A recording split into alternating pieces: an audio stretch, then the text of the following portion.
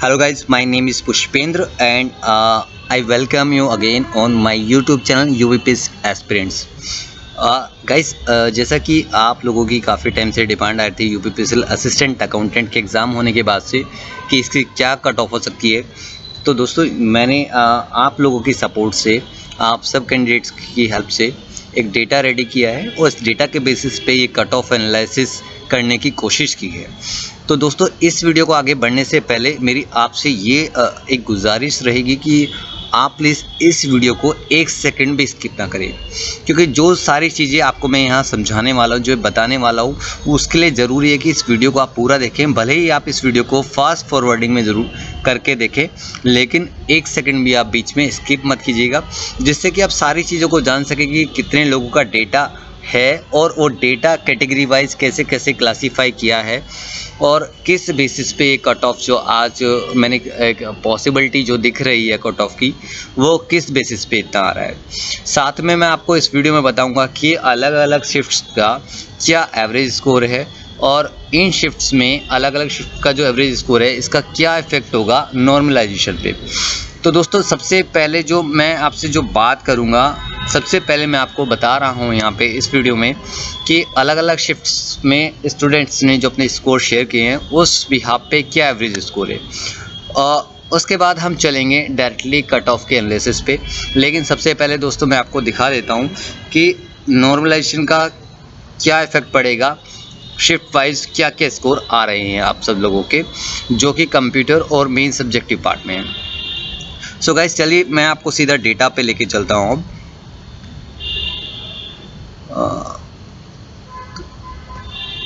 तो दोस्तों ये देखिए एक स्कोर मैं आपको दिखा रहा हूँ। थोड़ा सा मैं एक स्लाइड को थोड़ा सा ठीक कर लूँ, जैसे कि आपको बिल्कुल कंप्लीटली इसमें दिख जाए। एक मिनट प्लीज़। हाँ, सो गाइज ये है देखिए डेटा, जिसमें आप देख पा रहे होंगे कि ये मेन सब्जेक्टिव पार्ट का सबसे ऊपर जो टेबल है ये मेन सब्जेक्टिव पार्ट की है, जिसमें कि मैंने आपको दिखाया कि 22 जून की मॉर्निंग और इवनिंग शिफ्ट में टोटल जितने कैंडिडेट्स ने अपना स्कोर शेयर किए थे उसका क्या एवरेज स्कोर रहा है। तो 22 जून की मॉर्निंग शिफ्ट का जो एवरेज स्कोर आ रहा है वो 94 आ रहा है। इसके बाद 22 जून की इवनिंग का जो आ रहा है वो 93 आ रहा है और 31 जुलाई की मॉर्निंग शिफ्ट का जो एवरेज स्कोर आ रहा है वो 82 आ रहा है। 31 जुलाई की इवनिंग शिफ्ट का जो स्कोर है वो 90 आ रहा है। तो आप यहाँ देख सकते हैं कि सबसे कम जो स्कोर एवरेज स्कोर जो आ रहा है मेन सब्जेक्टिव पार्ट में यानी कि डोमेन पार्ट में, वो आपका 82 आ रहा है, जो कि 31 जुलाई की मॉर्निंग का है। जैसे कि यहाँ पे आप देख रहे हैं कि 136 कैंडिडेट ने यहाँ पे क्वालिफाई जो हैं उन लोगों ने अपने मार्क्स शेयर किए हैं। तो ये शिफ्ट एक हार्ड शिफ्ट मानी जा सकती है इस डेटा के हिसाब से, और यहाँ पे अच्छा खासा स्कोर बढ़ सकता है कैंडिडेट्स का। तो यहाँ संभावना है कि इस नॉर्मलाइजेशन का इफेक्ट ये होगा कि यहाँ 10 से 15 नंबर तक, जैसे कि पिछले बैच में हम साथियों के नंबर बढ़े थे काफ़ी लोगों के, तो 10 से 15 नंबर बढ़ने की यहाँ पे गुंजाइश बिल्कुल दिख रही है। ठीक है, इसके बाद जो है 90 नंबर इसी दिन में इवनिंग वाली शिफ्ट है, उसका एवरेज भी बाकी 22 तारीख वाली एवरेज वाली शिफ्ट से एवरेज स्कोर कम है। तो वहाँ भी दोस्तों यहाँ भी 90 वाली जो है ये शिफ्ट है जहाँ 90 का एवरेज आ रहा है, यहाँ पे भी 5 से 7 नंबर तक बढ़ने की पूरी उम्मीद है। साथ में ही दोस्तों की जो 22 तारीख वाली शिफ्ट है जहाँ पे 94 और 93 का एवरेज स्कोर आ रहा है, जो कंपेयर करें अगर 31 तारीख से तो काफ़ी ज़्यादा है। और यहाँ देखिए जैसा कि पिछले बैच में भी ऐसा हुआ था कि किसी शिफ्ट का स्कोर बढ़ा था और किसी शिफ्ट का स्कोर कम हो गया था। तो ये जो प्रैक्टिकली मैंने बिल्कुल देखा है खुद इस डिपार्टमेंट में कि नंबर बढ़ते ही नहीं है, नॉर्मलाइजेशन में नंबर कम भी होते हैं। ठीक है, ये मैं किसी की सुनी सुनाई बातें आपको नहीं बता रहा हूँ, एग्जैक्टली ऐसा ही होता है।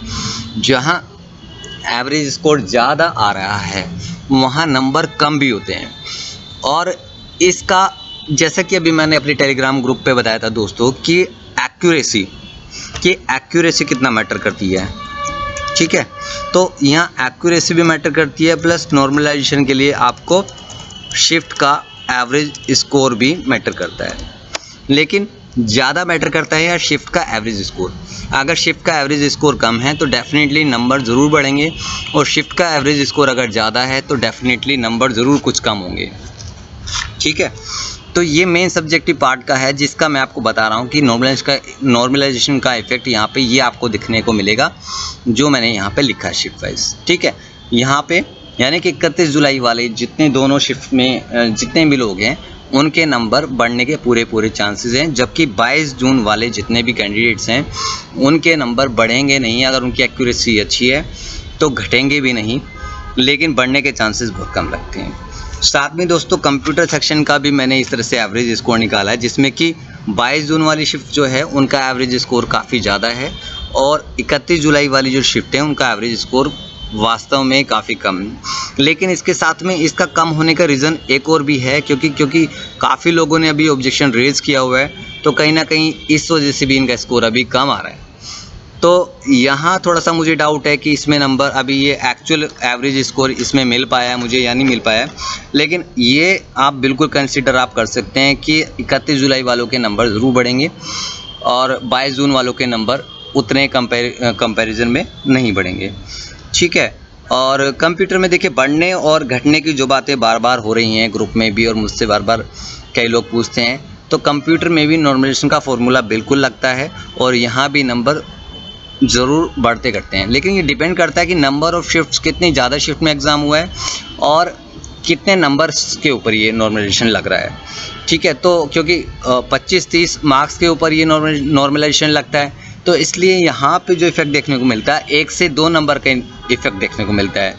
कि सपोज़ कीजिए किसी के नंबर 26 हैं तो हो सकता है उसके घट के 25 हो जाएं, या किसी के 25 हैं तो 26 हो जाएं, तो इतना इफेक्ट इसका देखने को मिलता है। 1 से 1.5 नंबर तक का इफेक्ट आपको देखने को मिल सकता है। तो हो सकता है जो 24.75 है, 24.50 है कि वो क्वालिफाई कर जाए, और हो सकता है कोई 25 वाला है उसका डिक्रीज़ हो जाए, या कोई ऐसा क्वेश्चन जो ऑब्जेक्शन में चेंज हो जाए उसकी वजह से वो डिस्क्वालीफाई हो जाए, जैसे कि पिछले बार के एग्ज़ाम में भी देखने को मिला है।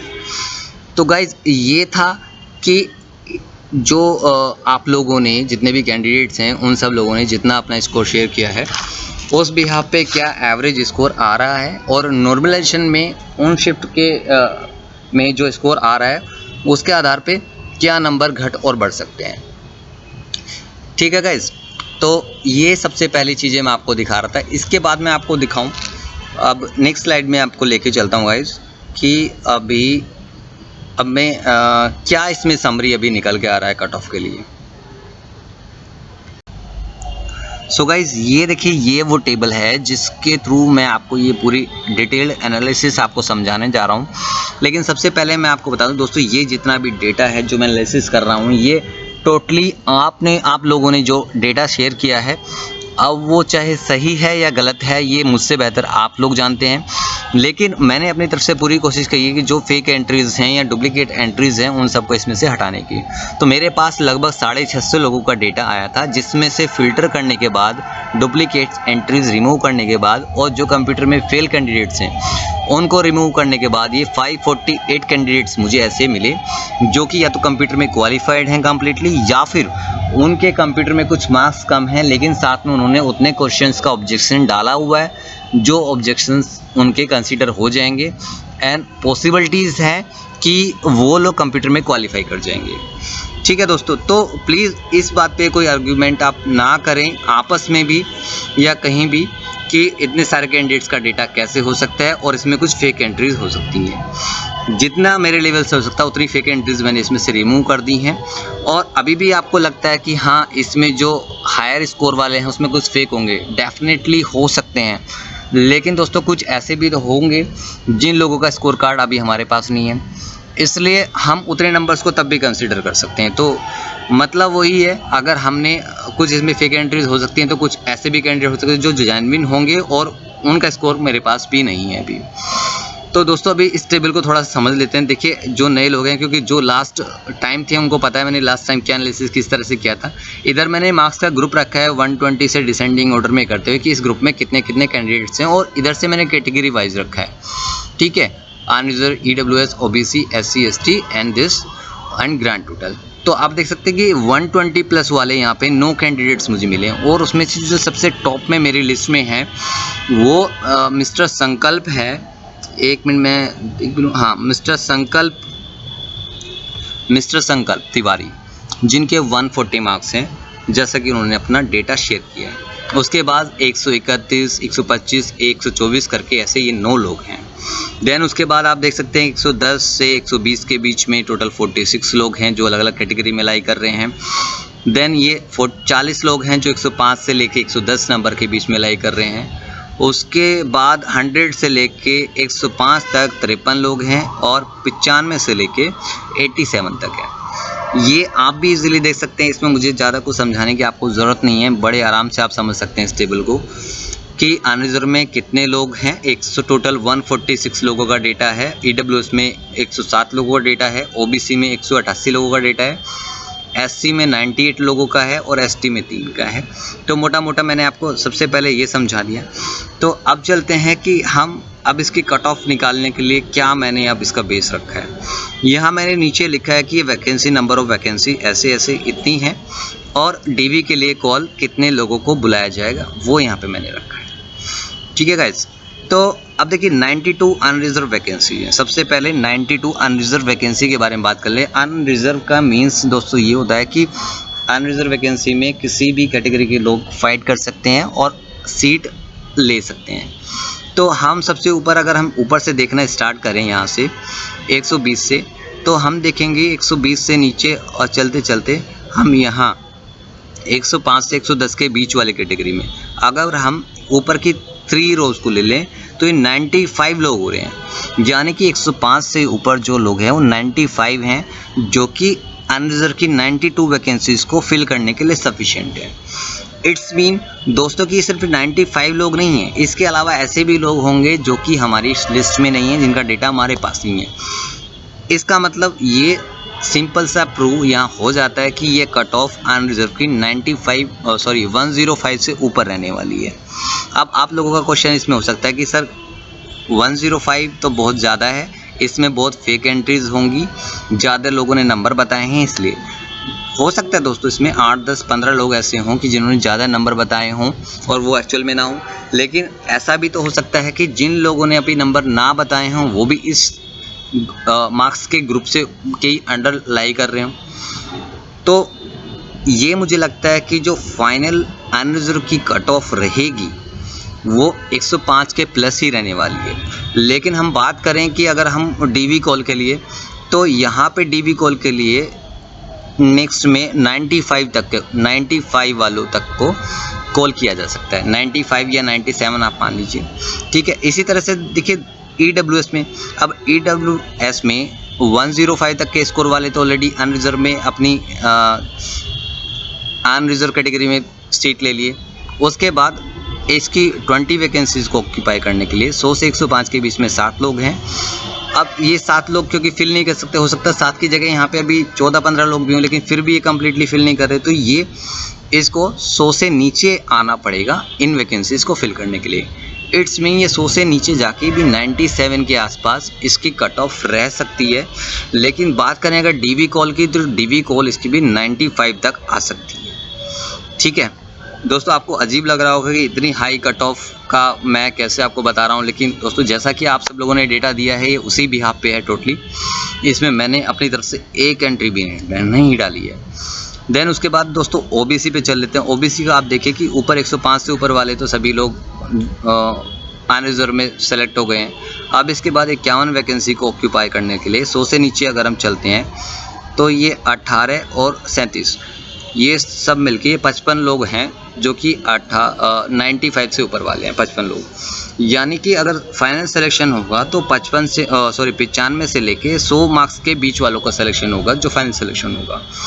लेकिन ये क्योंकि यहाँ 55 लोग हो रहे हैं यहाँ पे, और हो सकता है 10-20 लोग ऐसे भी हों जिनका मार्क्स हमारे पास ना हो, तो इसमें 95 या 95 से नीचे वालों को भी डीवी के लिए कॉल आ सकती है।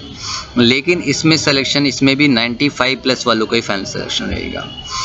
अब आगे चलते हैं। देखिए एससी कैटेगरी वाले जो हैं, जितने सिर्फ 3 लोग ऐसे हैं जो 105 से ऊपर लाई कर रहे हैं और जो कि अनरिजर्व सीट को ऑक्यूपाई कर रहे हैं। तो ये थोड़ी अच्छी बात है कि एससी कैटेगरी के लोगों के ज़्यादा मार्क्स ऊपर वाले नहीं हैं और वो अनरिजर्व की सीट को उतना ऑक्यूपाई नहीं कर पा रहे हैं, अगर ये डेटा सही है तो। ठीक है, अब तो फिर एससी वाले यहाँ कहाँ फाइट करेंगे, कहाँ तक अपनी सीट लेंगे? तो देखिए कि 100 से लेके 105 तक सिर्फ 2 लोग हैं, फिर 95 से लेके 100 तक फिर 4 लोग हैं, 90 से लेके 95 तक 9 लोग हैं और 85 से लेके ये 10 लोग हैं। तो ये टोटल जो लोग इस ग्रुप में आ रहे हैं दोस्तों, ये 25 लोग हो रहे हैं यहाँ पे। अब वैकेंसी है 41। तो थोड़ा हम नीचे भी चल सकते हैं तो देख सकते हैं